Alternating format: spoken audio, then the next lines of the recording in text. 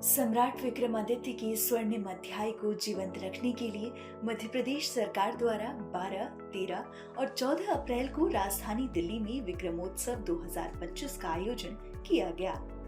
जिसके तहत भव्य महानाट्य और अन्य प्रदर्शन किए गए। दिल्ली के मुख्यमंत्री रेखा गुप्ता, मध्य प्रदेश के सीएम मोहन यादव और केंद्रीय मंत्री ज्योतिरादित्य सिंधिया इस कार्यक्रम में शामिल हुए। उन्होंने कार्यक्रम के बाद सभी को एक भारत श्रेष्ठ भारत का संदेश दिया। सम्राट विक्रमादित्य के जीवन पर जो मध्य प्रदेश सरकार के द्वारा यहाँ किया गया,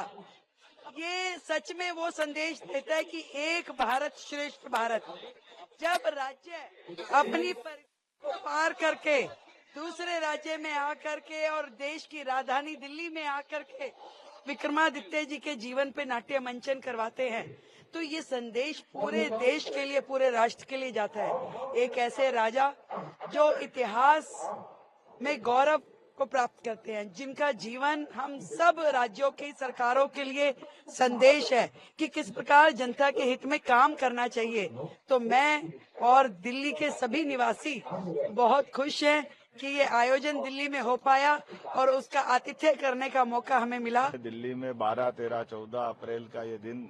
वाकई अद्भुत रहा और तीनों दिन का प्रदर्शन मंचन एक अलौकिक दुनिया में वो 2000 साल पुराना सम्राट विक्रमादित्य का काल पुनः जागरण का एक तरह से सबके सामने वो दृश्य उत्पन्न कर दिया। मेरी अपनी ओर से सभी कलाकारों का विशाला लोकहित सांस्कृतिक समिति और साथ ही साथ संस्कृति मंत्रालय में मध्य प्रदेश सरकार की ओर से भी सभी संस्था के पदाधिकारियों को बधाई देना चाहूंगा, सभी कलाकारों को बधाई देना चाहूंगा, जिनने नाट्य मंचन में पुनः जागरण का एक तरह से अभियान चलाया। अभी वर्तमान के दौर में जब नाटकों के प्रति थोड़ी रुचि कम हुई है, ऐसे में इस प्रकार के नाटक और ये पात्रों का इस प्रकार से जब जीवंत परिचय होता है तो हमें अपने अतीत पे भी गर्व होता है। देश की राजधानी के लाल किले की प्राचीर पर ऐतिहासिक महानाट्य सम्राट विक्रमादित्य के युग को जीवंत करने का प्रयास हुआ, जो विश्व में भारत द्वारा सुशासन और लोकतांत्रिक व्यवस्था को स्थापित करने की दिशा में कारगर होगा।